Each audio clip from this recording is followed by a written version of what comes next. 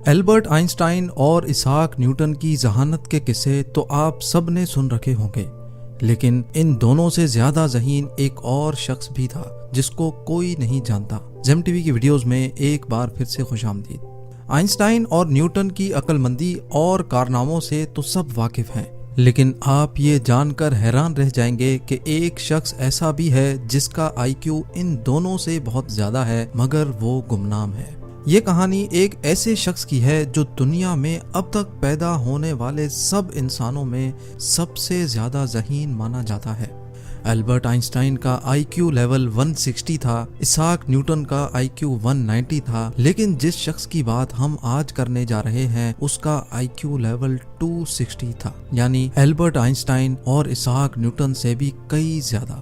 اس شخص کا نام ہے ولیم جیمز۔ یقیناً آپ نے اس کا نام بھی نہیں سنا ہوگا۔ ولیم جب 8 سال کا تھا تو وہ 8 مختلف زبانیں بولتا تھا۔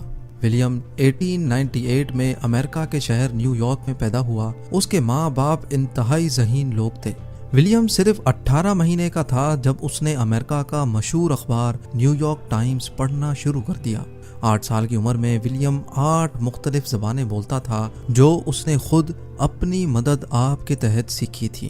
صرف یہی نہیں بلکہ ولیم نے چھوٹی سی عمر میں ہی اپنی ایک زبان تخلیق کی جس کو اس نے وینڈرگڈ کا نام دیا۔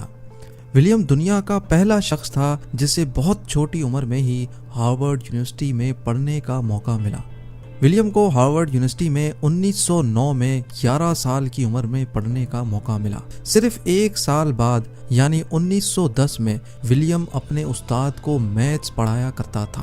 اس چھوٹے سے بچے کی ذہانت دیکھ کر اس کو چائلڈ پروڈیجی کا خطاب دیا گیا، یعنی یہ ایک ایسا بچہ تھا جس میں اپنی عمر سے بہت زیادہ صلاحیت موجود تھی۔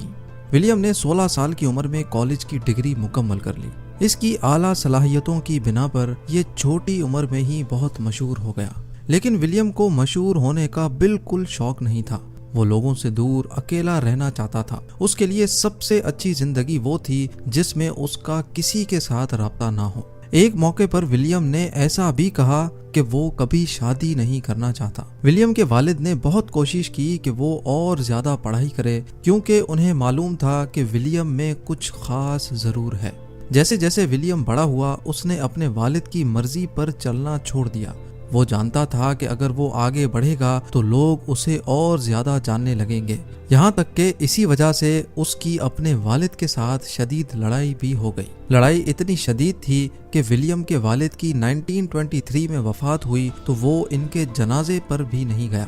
گمنام رہنے کے لیے ولیم نے چھوٹی موٹی نوکریاں کی، لیکن اکثر ایسا ہوتا تھا کہ لوگ اسے پھر بھی پہچان لیتے تھے۔ وہی لوگ جو اس سے پیار کرتے تھے اور اس کے بارے میں اچھی باتیں لکھتے تھے اب اس کے خلاف لکھنا شروع ہو گئے۔